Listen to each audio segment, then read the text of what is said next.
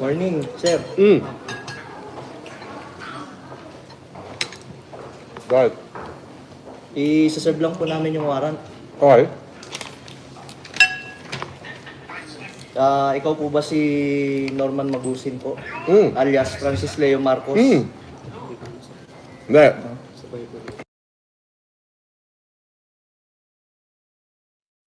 Ilalagay siya dun sa mga high profile. Patong-patong yung kaso sa kanya.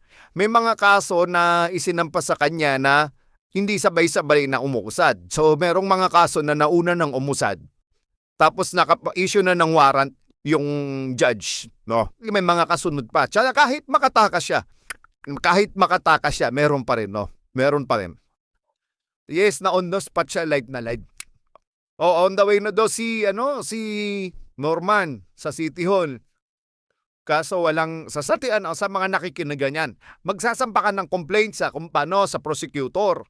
Ngayon yung prosecutor hahanapan ng probable cause. Traditionally probable cause, certainty ng conviction kung ikaw ba ay pwedeng makulong o hindi.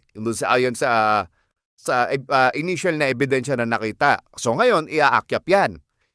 Iaakyap yan sa prosecutor, di ba? Ngayon, pagka yung prosecutor nakita niya na may probable cause, gagawa siya ng resolution na sasabihin niya, okay, ihana natin to, iaakyat natin tong kaso. So pupunta yan sa judge. Mata-apply na ng warrant of arrest. No? Wala pa lang abogado. Oh no!